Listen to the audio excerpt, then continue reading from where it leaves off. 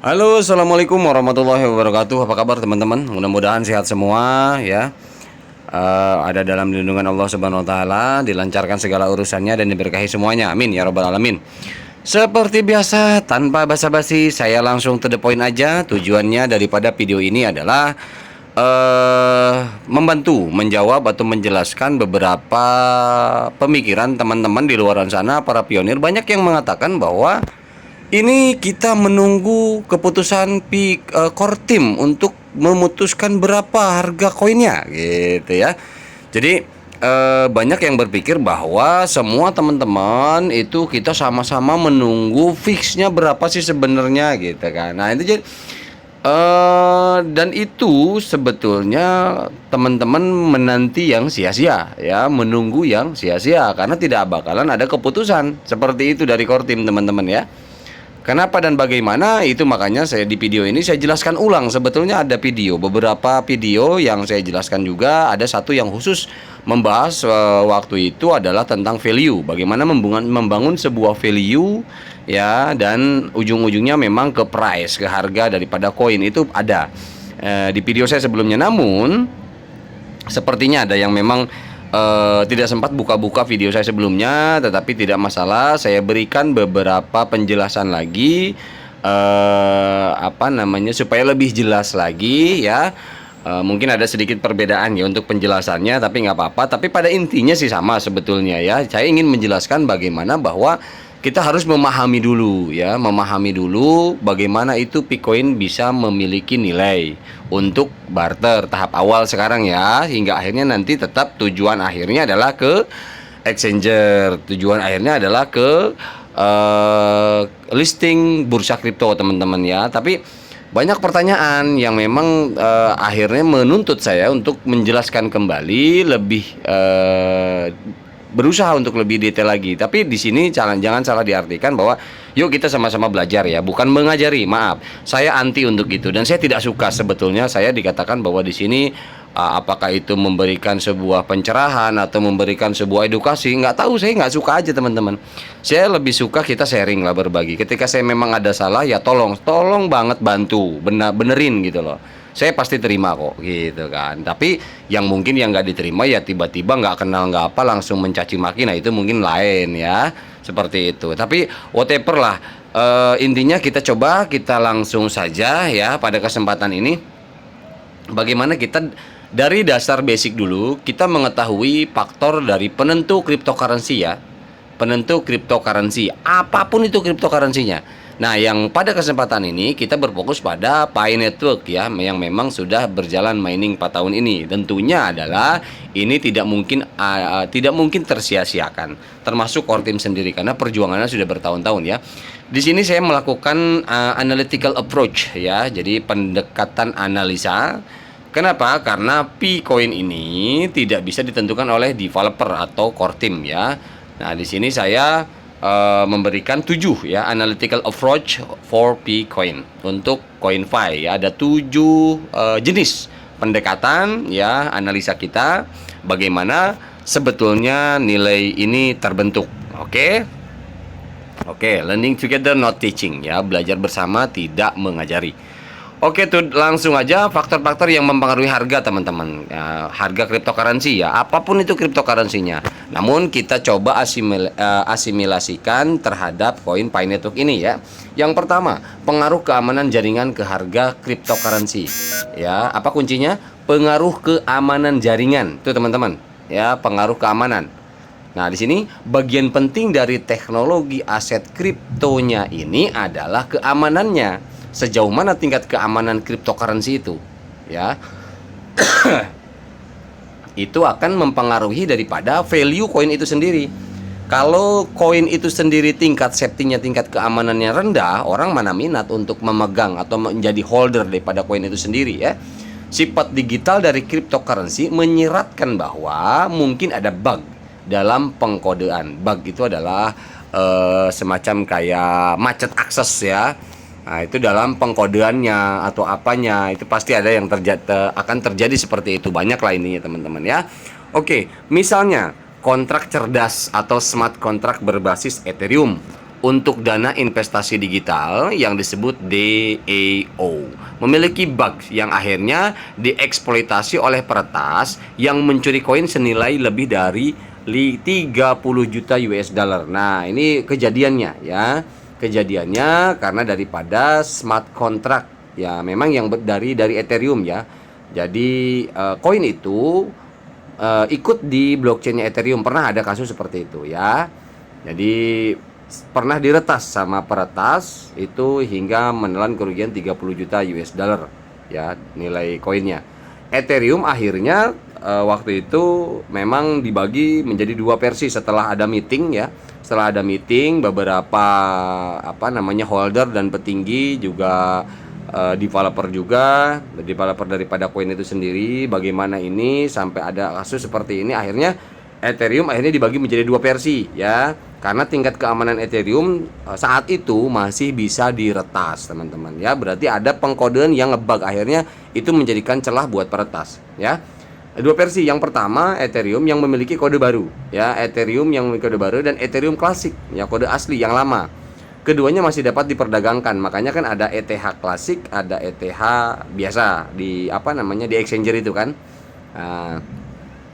Dan keduanya itu masih dapat diperdagangkan ya, dan setiap orang yang memiliki koin pada saat ini menerima versi yang baru dan yang klasik. Jadi ada dua.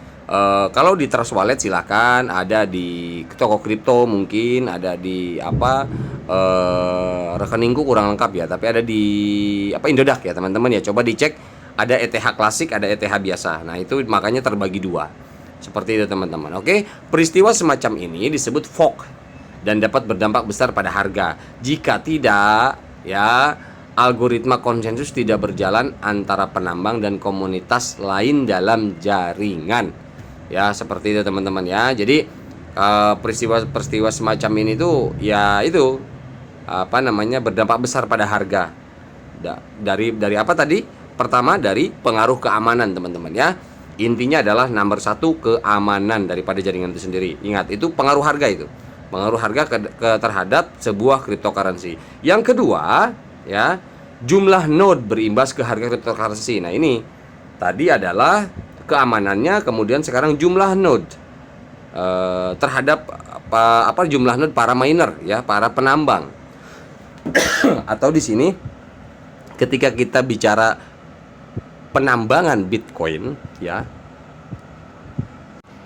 Ketika kita bicara penambangan Bitcoin ya yang menggunakan proof of work, di sana memang menggunakan ratusan hingga ribuan node ya, dalam menggunakan skala besar, dan di sana menggunakan daya atau menyerap daya yang sangat tinggi, daya listrik yang sangat tinggi untuk mendapatkan Bitcoin ya, penambangan. Nah, ini jadi jumlah node ini berimbas kepada harga cryptocurrency. Namun yang jadi problem adalah untuk penambangan Bitcoin, walaupun memang semakin banyak jumlah node itu, tapi karena sistemnya proof of work, jadi beban daripada biaya untuk penambangan itu sangat mahal.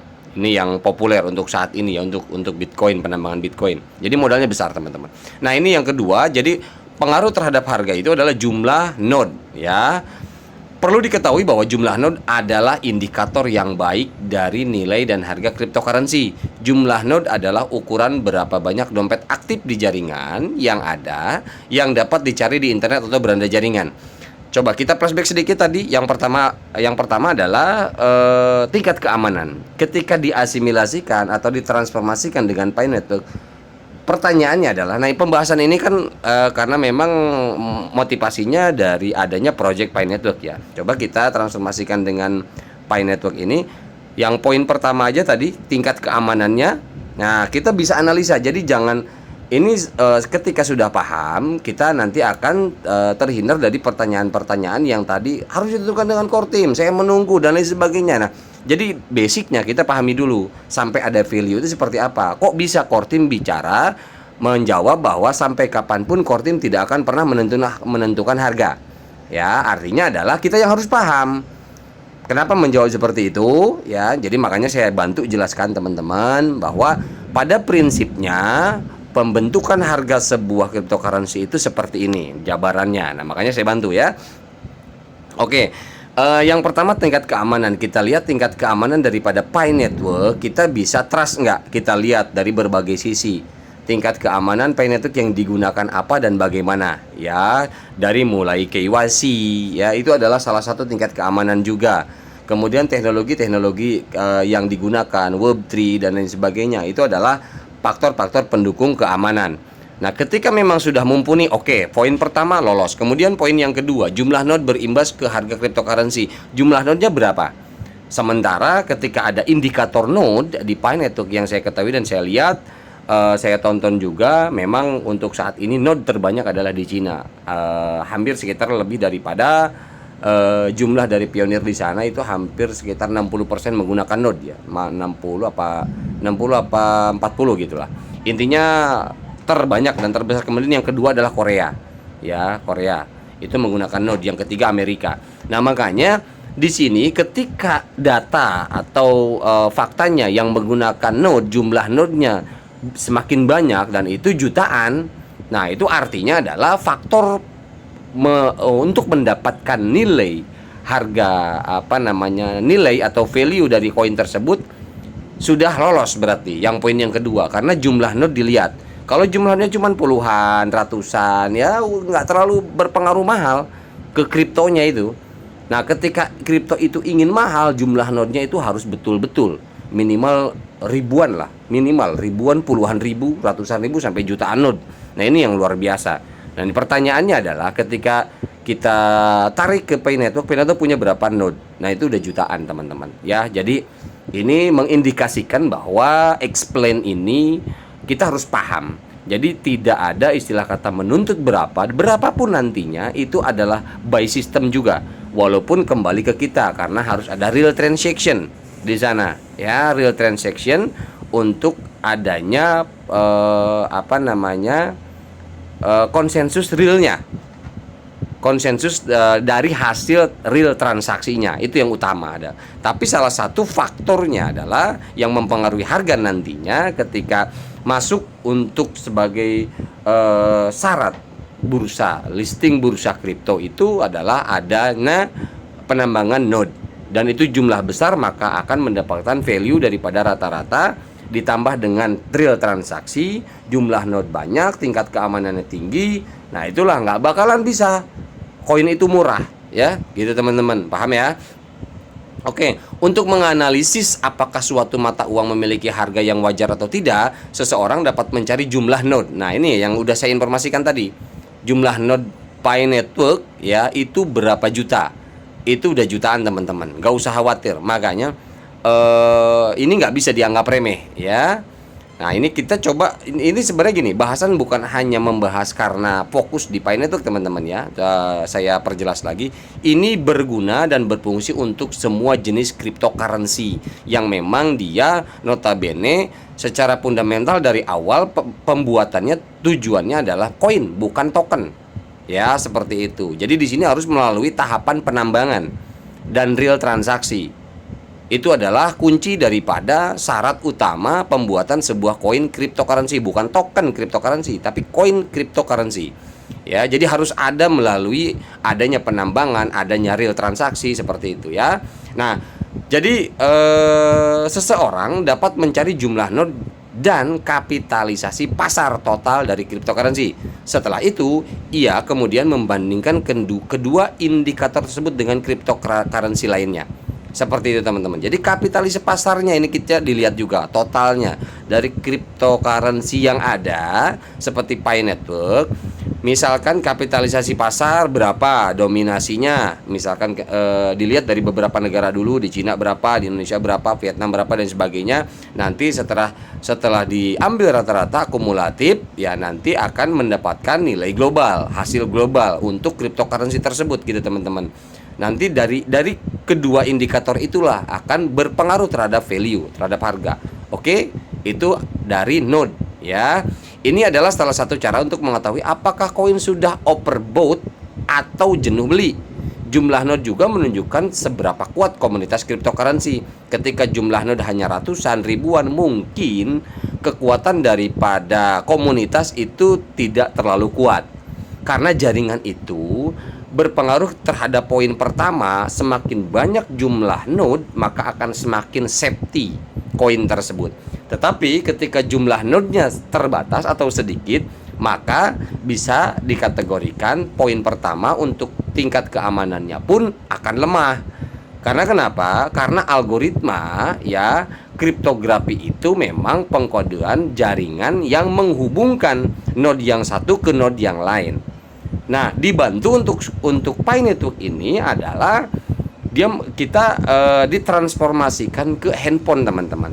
Nah, jadi utamanya memang untuk kode kriptografi itu untuk mendapatkan nilai keamanan daripada Pi network ini, Picoin ya, Picoin ini adalah dilihat daripada jumlah node, dan itu akan menentukan harga. Jumlah node besar, tingkat keamanannya berarti tinggi ya, dan dilihat dia overbought nggak, jenuh beli nggak, seperti itu. Jadi kalau misalkan memang nanti ketemu titik jenuh beli, nah itu akan jadi problem juga. Nah, jadi kekuatan daripada value itu salah satunya adalah node ya. Jadi semakin banyak node, semakin kuat komunitasnya. Hal ini penting untuk diketahui, teman-teman ya. Jadi agar dapat menghitung peluang cryptocurrency dan mengatasi krisis gitu loh, teman-teman ya. Baik itu krisis di kripto atau krisis ada efeknya daripada ekonomi, nanti itu bisa dilihat dari sektor ekonomi bagaimana pengaruhnya untuk adanya daripada power cryptocurrency ini. Jadi banyak dari berbagai sisi, teman-teman. Oke, itu baru dua poin. Kemudian poin yang ketiga, bagaimana itu pengaruh harga daripada cryptocurrency adalah meningkatnya permintaan, teman-teman. Ya, walaupun sekarang di Indonesia bukan permintaan yang meningkat, tetapi penipuan. Ya, dia udah tahu besar peluangnya ini dan nilainya akan tinggi, akhirnya berbagai cara dia menipu sana sini, nipu sana sini. Ini banyak banget, teman-teman. Nah, mirisnya adalah teman-teman di luar sana banyak yang sudah dikasih tahu ya, bukan dikasih tempe, dikasih tahu, kok masih aja percaya dengan orang yang nggak kenal, nggak ketemu. Terus juga ya itulah, makanya perlu kita kasih tahu informasi ini ya, bahwa biar lebih paham gitu loh alurnya permainan ini, permainan pembuatan sebuah kripto ini bagaimana. Jadi nggak asal jual, nggak asal apa, kena tipu lah akhirnya. Ini yang saya sayangkan, miris sekali saya dapat info kayak gitu. Nah, ini jadi meningkatnya permintaan, poin yang ketiga ya, permintaan pasar tentunya. Nah, berkat bursa cryptocurrency besar ya, kegunaannya pun kini meningkat secara dramatis ya. Itulah sebabnya terdapat peningkatan yang sangat besar dalam kapitalisasi pasar selama beberapa tahun terakhir. Ya, jadi nanti dilihat nih, komunitas kita ada misalkan 50 juta. Ke depan itu semakin meningkat, semakin nambah. Artinya adalah orang yang minat itu semakin banyak. Kemudian pasar itu akan, kapitalisasinya akan kita raih, akan didapat ya, pangsa pasarnya. Kemudian sirkulasi koinnya juga semakin meningkat dan semakin tinggi. Inilah yang akan mengakibatkan jadi mahal, karena sirkulasi semakin tinggi ya, holder juga masyarakat yang minat menggunakan koin ini semakin banyak, akhirnya koin di pasaran semakin langka walaupun transaksi semakin tinggi. Nah, inilah yang menjadikan sebuah mahalnya sebuah kripto ya, karena meningkatkan popularitas, karena peningkatan popularitas dan adopsi yang kian marak oleh institusi, maka semakin banyak juga pemerintah dan negara yang mencoba mencari tahu bagaimana mereka dapat menerapkannya. Ya, semua alasan ini juga menjadi pendorong dasar untuk kenaikan harga cryptocurrency. Nah, akhirnya apa? Akhirnya terlihat juga oleh pemerintah di negara masing-masing dengan adanya popularitas daripada cryptocurrency ini, bagaimana caranya mereka itu mengadopsi untuk masalah menerapkan lah, bukan berarti menghilangkan ya, tapi bagaimana mengadopsi atau bisa menerapkan penggunaan atau pemanfaatan daripada cryptocurrency ini. Seperti itu, teman-teman ya. Oke, itu yang ketiga. Kemudian yang keempat ya, ini yang keempat, adopsi massal. Nah, ini juga hampir sama ya. Kalau tadi memang minat ya, minat yang besar, dan ini adalah adopsi massal. Jika suatu cryptocurrency memperoleh adopsi massal, nilainya bisa meroket. Nah, ini kita ini kan sebenarnya gini, teman-teman bisa datang ke tempat saudara, ya, ke tempat saudara, dan di sana ada kumpulan misalkan arisan dan lain sebagainya. Ketika teman-teman jelaskan bahwa ini adalah bisa membantu dan lain sebagainya, bla bla, akhirnya semua registrasi, dan itu pun merupakan sebuah dari salah satu basic atau dasar simpelnya adalah menjadi pionir secara bersamaan itu juga, maka semakin banyak juga akhirnya dari poin 1, 2, 3 itu berpengaruh juga ya. Hal ini karena jumlah total sebagian besar cryptocurrency terbatas. Nah, jadi semakin banyak komunitas ya, semakin banyak yang mengadopsi, baik itu individu, baik itu perusahaan, baik itu instansi pemerintahan, mengadopsi semua yang yang ada cryptocurrency yang ingin diadopsi, itu akan semakin mahal. Harganya nanti akan semakin mahal karena berpengaruh ke poin 1, 2, 3 tadi. Ya, semakin langka di pasaran, ya, semakin eksklusif lah. Seperti itu ya. Dan peningkatan permintaan menyebabkan kenaikan harga langsung. Nah, seperti yang barusan saya sudah jelasin. Tetapi faktor-faktor apa yang masih diperlukan agar cryptocurrency benar-benar diadopsi secara massal? Salah satunya adalah penerapan cryptocurrency dalam situasi dunia nyata. Ini dia, menarik, yaitu jumlah tempat yang menerima sebagai alat pembayaran. Nah, artinya kenapa? Ketika kita lihat, kenapa Pi Network ini membentuk sebuah ekosistem dan utilitas, teman-teman. Apa sebenarnya kegunaannya? Sudah berkali-kali saya jelaskan bahwa ini adalah justru alat untuk menstabilkan value daripada kripto, meninggikan value daripada kripto, ya. Ini adalah betul-betul, waduh, ini dahsyat teman-teman. Makanya kan saya bilang ini lebih maaf, untuk kali ini saya bilang Pi Network ini adalah project yang sempurna, ya. Karena kenapa? Karena untuk mendapatkan nilai tinggi ini tidak bisa hanya dari satu sisi dipandang, dilihat. Kita lihat ekosistemnya, kita lihat utilitasnya, kita lihat teknologinya, kita lihat jumlahnya node-nya, kita lihat adopsi massalnya, kita lihat peminat pasarnya. Itu kalau kita lihat semua, tidak akan ada keraguan, teman-teman. Gak mungkin lah dengan seperti itu harga cuma $1. Gak mungkin lah harga cuma $50 seperti itu. Kalau untuk asumsi saya pribadi ya, tapi ya terserah lah, terserah teman-teman, bebas, demokrasi ya nggak? Ya itulah patokan kita, demokrasi, wis, biar nggak terlalu ngejelimet. Ya sing penting wis paham KB lah ya. Artinya apa? Artinya ketika memandang dari berbagai sisi, faktor pendukung daripada pembentukan nilai ini jelas sekali, teman-teman. Ya, makanya selalu digadang-gadangkan jaga koin, please. Buat teman-teman semua, bukan buat kita yang ngomong, nggak ada hubungannya. Kecuali ya mau transfer ke saya ya saya terima, itu beda lagi kan gitu. Tapi ini enggak, teman-teman. Yuk sama-sama lah, sama-sama. Teman-teman semua di luaran sana senang, saya juga senang ya. Saya juga sama, karena berimbas juga nantinya. Ketika kita kompak ya, kita kompak ngehold daripada koin ini, tidak menghambur-hamburkan, tidak asal transaksi, asal-asalan. Yang maaf, saya katakan di sini, yang melakukan transaksi asal-asalan akhirnya tertipu, itulah karena memang ya mohon maaf tidak paham, intinya itu, tidak paham dan tidak mengerti daripada project ini.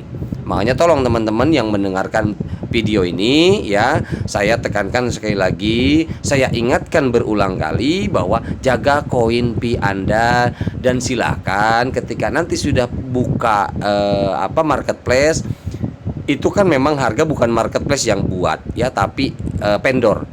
Nggak masalah, intinya gini, misalkan ada harga motor ditukar dengan 3 koin Pi, sementara di Vietnam kemarin 3 koin Pi dapat mobil, tapi Indonesia dapat motor.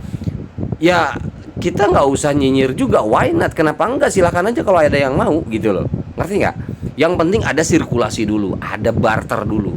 Yuk, nggak masalah. Kalau teman-teman punya stok koin banyak, udah nih ada motor cukup dengan 3 koin, 6 koin, silahkan. Walaupun di luaran sana mungkin 0, itu udah dapat mobil gitu kan. 0, sekian dapat mobil. Tapi kalau di Indonesia kan belum tentu juga, kita belum tahu. Kita bisa order dari luar langsung atau mainnya adalah teritorial saja negara masing-masing. Gitu loh. Ya, jadi kalau misalkan memang ini ya nggak masalah. Yang penting transaksinya itu ada dan tidak mempermasalahkan.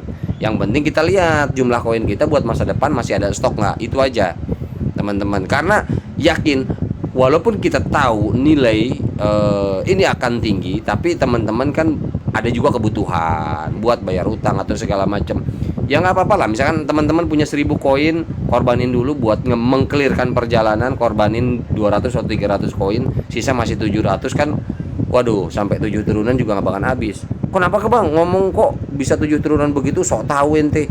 Ya terserah, intinya terserah, itu kan asumsi saya ya, asumsi saya. Karena menurut asumsi saya nilai Paycoin ini nggak bisa dianggap remeh gitu loh. Berdasarkan apa? Faktor-faktor ini yang saya jelaskan saat ini. Seperti itu teman-teman ya. Jadi jika cryptocurrency memiliki kasus penggunaan dalam kehidupan sehari-hari seperti mata uang fiat hari ini misalkan, maka akan berada dalam posisi yang sangat baik untuk mungkin memainkan peran penting di masa depan. Ya, paham ya? Jadi intinya ketika memang cryptocurrency itu punya peran yang sama dengan fiat, ingat ini banyak yang clash untuk bagaimana cara understandnya sebuah project ini diterapkan di sebuah ekosistem dan utilitas.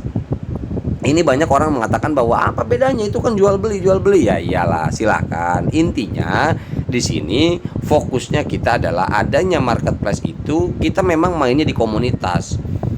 Toh ketika pun itu dikatakan jual beli, tapi kita hanya di komunitas dan hanya di marketplace komunitas itu sendiri, tidak mengganggu perputaran ekonomi di luar komunitas. Jelas ya. Jadi nggak ada istilah kata apakah melibatkan uang fiat, apakah melibatkan investasi menggunakan uang fiat, kan tidak. Ini kita menggunakan sirkulasi daripada internal saja. Ya, hanya komunitas saja. Jadi nggak perlu nggak perlu heboh juga gitu loh ya. Kita kan barter ini ditukarnya sebuah mata uang baru ya yang nama Paynetuk ini dengan sebuah barang, tapi hanya ruang lingkup komunitas saja, tidak bisa keluar karena exchanger belum dibuka dan ditutup. Seperti itu. Di sini juga membutuhkan tingkat trust atau kepercayaan Anda sebagai pemegang akun, pemegang koin. Kalau Anda nggak percaya, ya udah Anda nggak usah jalankan Paynetuk. Anda buang aja aplikasinya. Kalau misalkan Anda percaya, Anda yakin, percayai koin yang Anda punya, tahan yang Anda punya, lakukan transaksi, ikuti aturan core team dan lain sebagainya, pelajarin ilmunya, kan seperti itu. Oke ya. Nah, kemudian kita lanjutkan. Poin yang kelima ini adalah inflasi mata uang fiat. Nah, ini akan berpengaruh juga terhadap kondisi harga daripada cryptocurrency itu sendiri.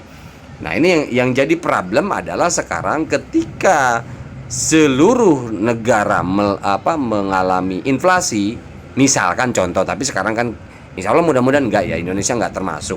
Tapi ya kita nggak tahu lah, kita lihat aja, tonton sama-sama nanti. Artinya ini akan punya pengaruh juga. Jika harga mata uang fiat turun, misal harga rupiah turun, yang awalnya ketika kita trade dengan USD 14.500 jadi sekarang 14.100, berarti drop 400 rupiah misal, seperti itu. Nah, itu akan juga tetap punya nilai pengaruh. Maka harga Bitcoin akan naik sehubungan dengan pergerakan nilai mata uang itu ya. Jadi ketika mata uang fiat turun, jadi yang Bitcoin naik. Nah, ini penjelasan seperti itu. Namun hal ini hanya akan berlaku di aset kripto yang berfungsi sebagai alat penyimpan nilai atau store of value seperti Bitcoin. Sebab sobat cuan, ini maksudnya artinya adalah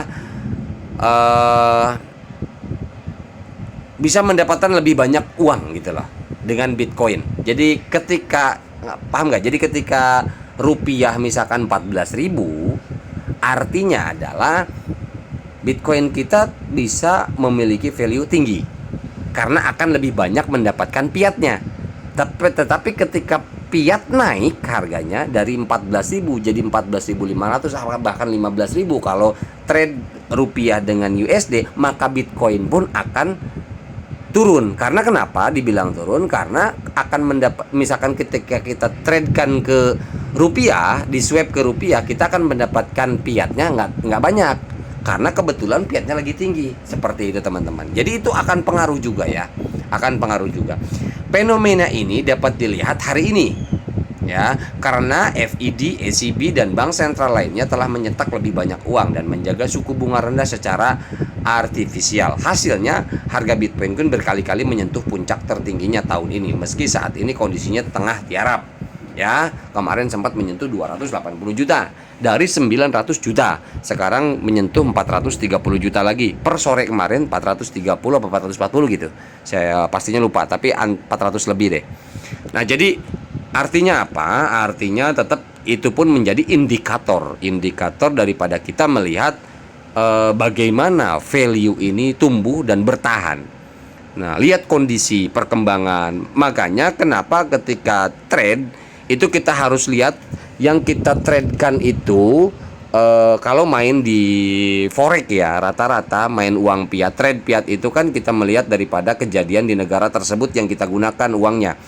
Misalkan Eropa ada peperangan nggak, ekonominya kayak bagaimana, seperti itu. Nah, itu juga akan berpengaruh karena secara ekonominya turun naiknya akan terbaca. Makanya di sana kita tinggal memilih buy and sell, kita beli atau jual nih, cocoknya, tepatnya. Nah, termasuk juga di cryptocurrency berpengaruh adanya fiat nih, turun naik harga daripada atau nilai daripada mata uang fiat ini berpengaruh juga. Seperti itu teman-teman ya.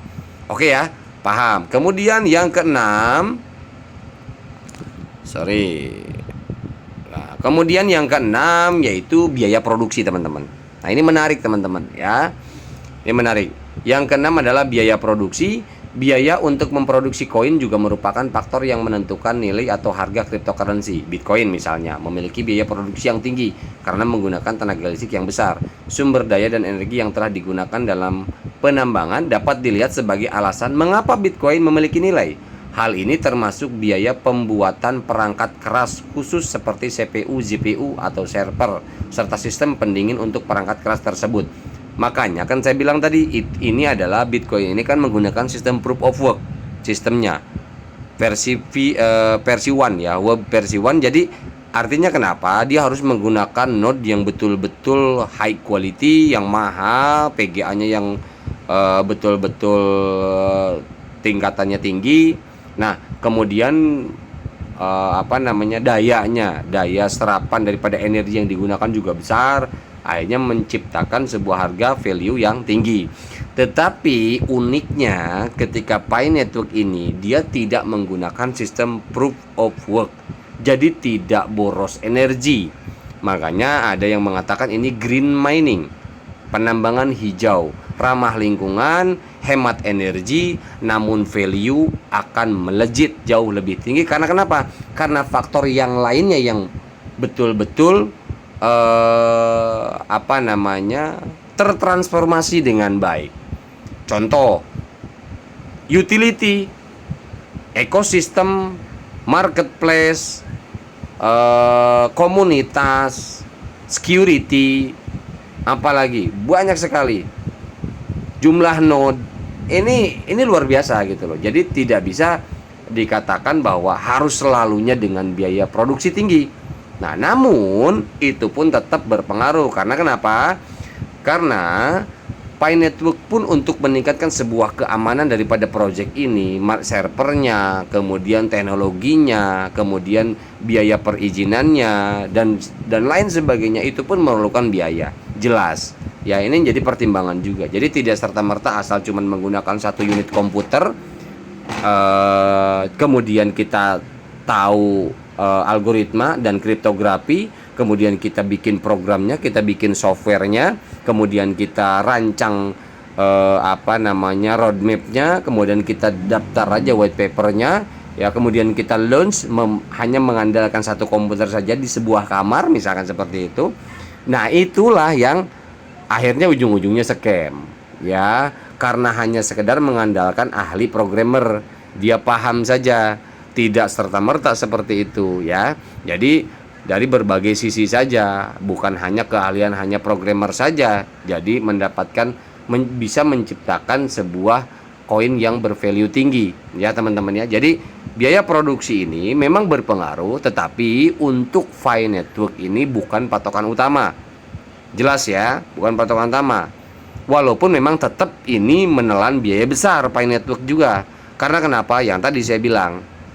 Jadi nggak serta-merta, jangan berpikir bahwa ini cuman sekedar aplikasi Android di handphone dibuat dengan satu komputer doang ya, kemudian daftar di Play Store segala macam. Tidak seperti itu teman-teman. Kalau teman-teman tahu coding ya, tahu bagaimana proses membuat sebuah website, bagaimana proses membuat sebuah aplikasi Android, berapa biayanya, kemudian cara-caranya bagaimana, itu teman-teman pasti nggak bakalan juga. Karena dari situ pun itu biaya udah besar. Hanya sebatas aplikasi atau website aja udah lumayan. Kalau untuk programnya itu yang benar-benar menjelimet. Jelimet itu artinya contohnya salah satunya ada menampung database kita yang bahkan ini jutaan, puluhan juta. Nggak bisa dengan cuman website abal-abal ya, seperti itu. Jadi harus website yang mumpuni. Otomatis kalau websitenya bagus, mahal juga kan gitu. Oke. Nah, seluruh faktor tersebut nantinya akan berdampak pada hash rate, pada kecepatan teman-teman. Nah, ini kecepatan mining ini ya, kecepatan mining ini karena makanya kenapa nyampe miningnya 3 tahun Pi Network? Karena bukan proof of work, karena tidak mengedepankan daripada pemborosan energi. Akhirnya dia mengorbankan di waktu saja. Kalau memang mau speed, mau cepat, nah hash rate ini adalah sebuah kecepatan daripada penambangan ya. Ya mungkin bisa aja disuntik, yang penting produksi koinnya itu dengan betul-betul yang memakan daya besar. Kalau kita kan memang green mining, menggunakan bagaimana caranya, tujuan Nicholas kan bagaimana caranya cryptocurrency ini sampai kepada masyarakat yang paling bawah. Gitu. Jadi bukan hanya orang-orang elit global saja yang menggunakannya, tetapi sampai ke masyarakat. Nah, ini artinya adalah seperti itu, teman-teman. Bedanya, ya. Oke, kita lanjut yang terakhir ya. Faktor yang mempengaruhi harga cryptocurrency adalah regulasi mempengaruhi harga cryptocurrency. Regulasi apa? Regulasi dari pemerintah, teman-teman. Ya, pemerintah di setiap negara itu ada regulasinya masing-masing, ya. Nih kita lihat dulu di sini baca. Salah satu contohnya adalah rencana pengenaan pajak cryptocurrency di beberapa negara termasuk Indonesia. Setelah beberapa negara menggaungkan rencana kebijakan tersebut, harga aset kripto termasuk Bitcoin dan ETH langsung tersungkur tak berdaya. Seperti itu teman-teman. Karena kenapa? Karena mempengaruhi secara psikologis juga pengaruh. Kita pegang ETH dan Bitcoin begitu besar. Anggap misalkan kita pegang 1000 Bitcoin. Sementara satu Bitcoinnya adalah 400 juta. Kali aja 1000 Bitcoin berapa? Dan dikenakan pajak. Akhirnya apa yang terjadi? Sebelum regulasi pajak itu diaktifkan, berbondong-bondong lah orang ngesel, menjual daripada nanti kena pajak. Nah, seperti itu. Akhirnya apa? Drop harga. Karena banyak yang melepas koin tersebut. Wajar. Jadi makanya berpengaruh. Jadi regulasi daripada pemerintah juga pengaruh ya, teman-teman ya. Oke. Conclusion ya. Kesimpulan of regulation daripada peraturan untuk value, untuk bagaimana mendapatkan sebuah harga atau value atau nilai daripada koin itu. Yang pertama, nilai tidak bisa ditetapkan oleh core team atau developer. Ingat ya teman-teman. Jadi sebetulnya pertanyaan itu udah nggak perlu keluar lagi. Karena sampai kapanpun, sampai koin Pi Network habis pun di mining, core team nggak bakalan pernah ada yang namanya menentukan value. Oke, yang kedua, nilai bisa didapat dari beberapa faktor tadi di atas. Ada yang 7 poin itu, yang analytic approach 7 itu tadi.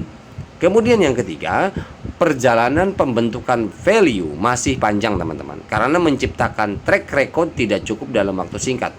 Terkecuali jumlah transaksi yang tidak terbendung lagi dan dinilai mencukupi pengambilan sampling analyze algoritma konsensus rata-rata dihasilkan.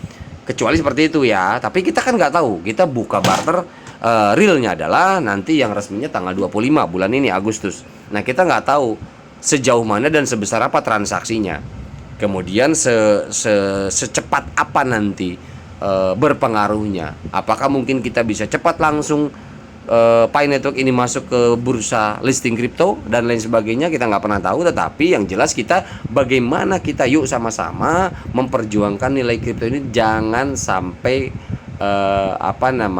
bermasalah. Tetapi ketika kita lihat dari 7 poin tadi, semua sudah mencukupi dan semua sudah ready, sudah siap. Ya, Pi Network ini sudah siap. Makanya saya melihat dari beberapa faktor tadi saja, saya rasa cukuplah teman-teman paham, mengerti bahwa intinya teman-teman ada koin, silahkan ditahan, tidak dihambur-hamburkan. Ketika ada barter, lakukan barter sewajarnya dan seperlunya. Nicholas pernah bilang bahwa seperlunya, sekebutuhannya. Kalau tidak terlalu butuh, simpan koin itu. Tidak terlalu butuh, simpan koin itu. Yakin dan yakinlah. Artinya kenapa? Ini untuk kripto 2023, 2024 hingga 2025, silakan teman-teman. Kalau kata Habib bahasanya, cekli omonganku gitu kan. Pegang omongan saya katanya. Cekli omonganku. Jadi intinya adalah saya tidak meminta, saya tidak menyuruh dan saya tidak memaksa, tetapi menginformasikan bahwa ingat omongan saya 2023 sampai 2025 itu luar biasa untuk masalah urusan cryptocurrency ini. Persaingan dan peperangan di dunia kripto ini luar biasa. Makanya teman-teman silakan tahan, gunakan seperlunya saja. Kalau memang butuh untuk misalkan nutup utang dan sebagainya, kita bisa tukar seperlunya saja, nggak masalah untuk saat ini. Tapi yang pasti sisanya jangan dihabiskan, jangan diambur-amburkan. Oke teman-teman, itu kesimpulan dari saya untuk conclusion regulation ya. Kalau misalkan teman-teman, terakhir saya informasikan, kalau mau ingin tahu regulasi di tiap negara untuk masalah cryptocurrency, bagaimana regulasinya, ini saya kasih contoh, saya tunjukkan ya. Nah ini teman-teman ya, ini silakan dibuka di advantage.com ya, advantage.com. Oh sorry ya, bukan advantage tapi complyadvantage.com ya. Ini yang ini nih. Silakan teman-teman, ini ketik aja, buka sendiri, di situ ada penjelasannya. Nah ini kalau misalkan ini kan bahasa Inggris nih. Nah ini kalau nggak salah saya pernah dikasih tahu juga di video sebelumnya ya untuk masalah ini. Ini aturan tiap negara ada di sini. Ini ditranslate aja. Nah ini tinggal ditranslate aja ke Indonesia, maka nanti kita bisa pakai bahasa Indonesia membacanya. Pertukaran dan lain sebagainya. Di sini negara apa aja? Ada negara Kanada ya, USA, Singapura dan lain-lain ya. Silakan aja. Oke, saya rasa itu aja.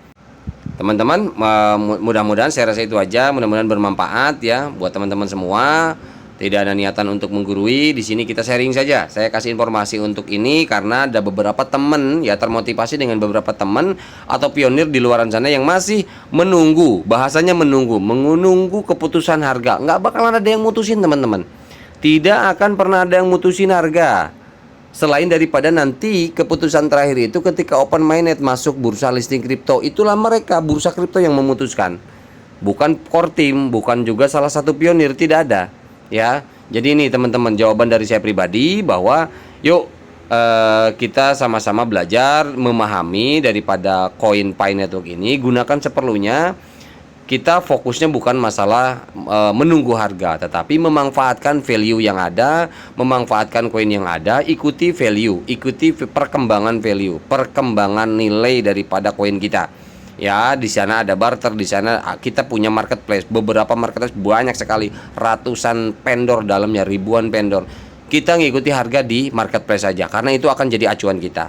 Oke teman-teman, seperti itu saja pada kesempatan ini. Mohon maaf apabila ada salah-salah kata dan kurang tepat dalam menjelaskannya. Mohon maaf, saya juga masih belajar ya. Kita sharing. Terima kasih, moga-moga bermanfaat. Wabillahi taufiq wal hidayah. Assalamualaikum warahmatullahi wabarakatuh. Salam pionir, jeder.